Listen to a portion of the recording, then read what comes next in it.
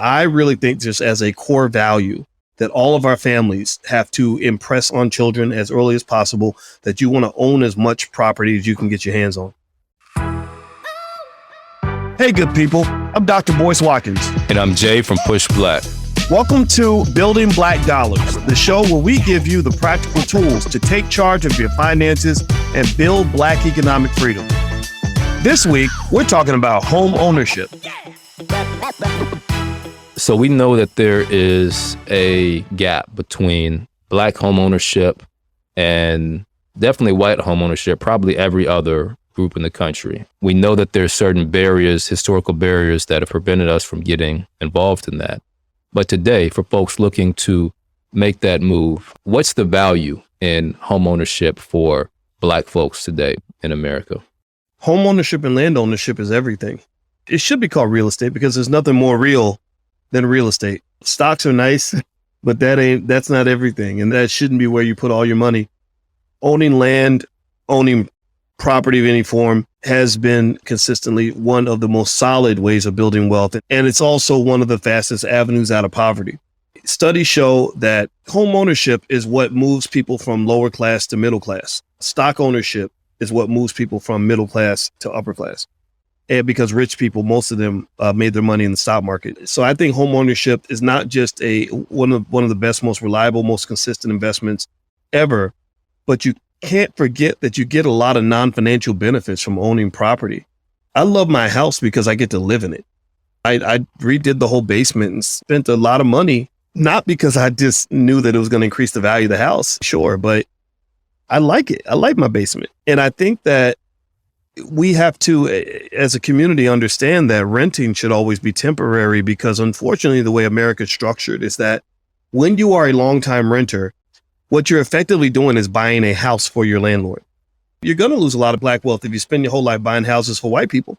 Let them buy their own house. let them buy a house from you. So my wife and I have one property we own. We have a condo and somebody rents it and they're not Black and they pay the mortgage. It's literally that simple.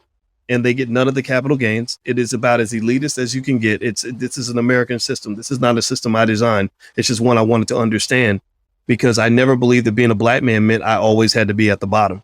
My feeling was if you've got me at the bottom and you give me freedom to switch my position, then I'm gonna figure out how to get to the top. So this system is incredibly rigged. There are tremendous tax benefits to property ownership, the ownership of assets, et cetera. And I don't want it to sound bad or evil, but the reality is that people have been doing this to you since the beginning of time. And I think it's time that we understand how to play that powernomics game and not just focus on the strugglenomics. You mentioned capital gains. Define that for us, and why is that important to know as people are looking to get into home ownership and real estate ownership? Capital gains is basically when you buy an asset and the value goes up and you benefit from the growth and value of that asset. So if I buy a house for $100,000, if 5 years later the house is worth $150,000, then that's $50,000 in my pocket because the amount that I paid for that house on the market is now less than the amount that I can sell it for on that market. And with real estate, that's important to understand as well because the value of real estate is going up and up and up and up. And I really think just as a core value that all of our families have to impress on children as early as possible that you want to own as much property as you can get your hands on. So ultimately, at the end of the day, we have to own assets and we have to own businesses. That's very important. So is buying a home and living in it, and like that's the only property you have, can that actually make someone wealthy or increase someone's wealth? Or is it about replicating that and renting that out? How can folks be thinking about that? There are a lot of great people on the Black Business School. Julian Gordon's our dean of real estate. He talks all the time about multifamily property. And I think that there is a tremendous set of opportunities there. And so there's a lot of money to be made there when you talk about renting property out. But I'm not a believer that you have to rent property out in order to make money from it. I think the capital gains are strong enough that it's worthwhile. It's a worthwhile place to put your money, especially when you talk about buying that first home. And the reason is because property values go up. We bought the property near the Obama, where they're putting up the Obama library. That's going to increase our property value.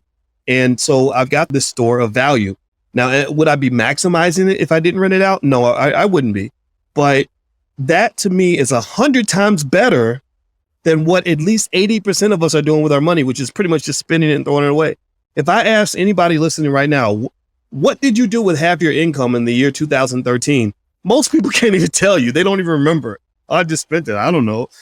So if a percentage of that money were going into a property or even a bad investment, you would still have something to show for it. We're assuming that the home price will always go up in value, but from my understanding, I don't know if that's always true. So how can folks be thinking about this in a nuanced way? Home ownership, on average, according to most studies, tends to be the differentiating factor between middle class and lower class. If you're poor and you want to be middle class, owning a home helps you do that because you're piling up that equity. While some property doesn't go up in value, most property does.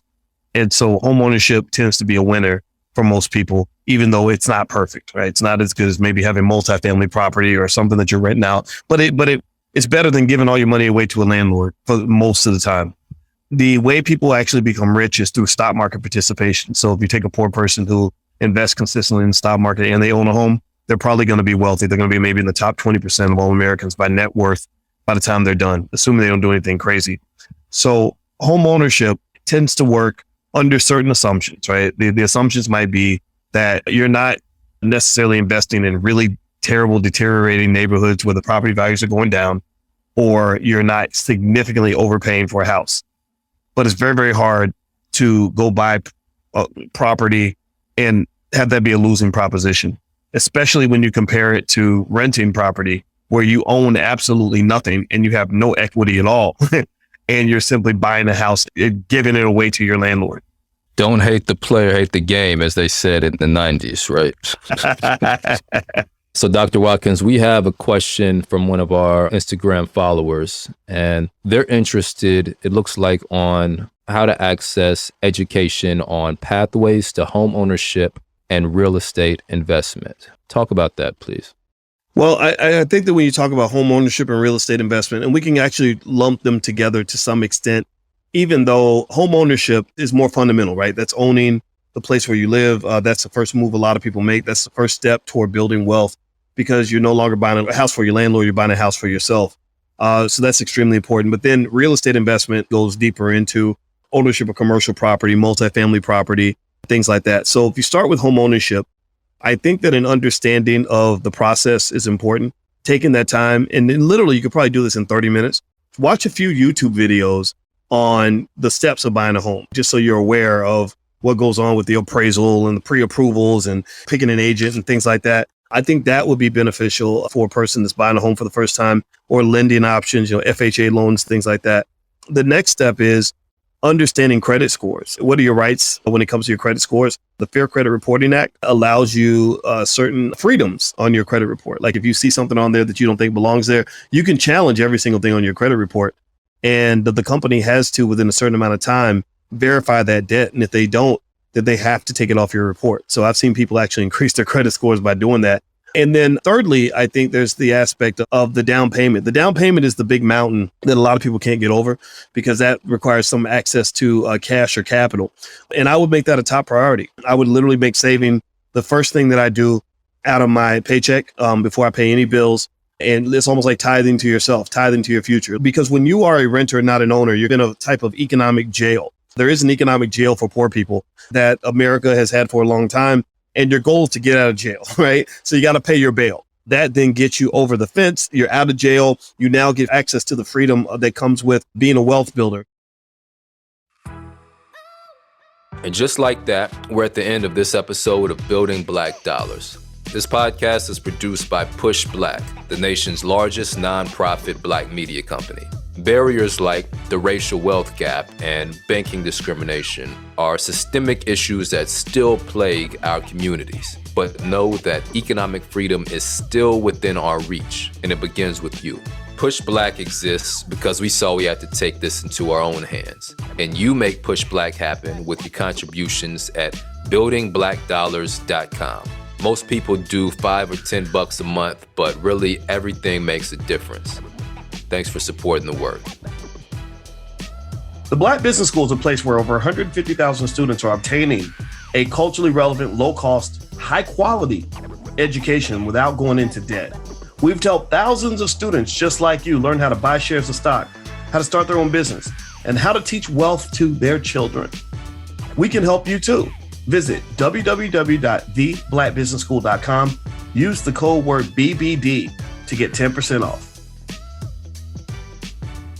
Hosting the show, we have finance expert and founder of the Black Business School, Dr. Boyce Watkins. The production team for Building Black Dollars includes Tareq Alani, Brooke Brown, Patrick Sanders, and Tasha Taylor. Editing the show is Ivana Tucker, and our producer is Sid Smith. Building Black Dollars executive producer is Julian Walker. Peace.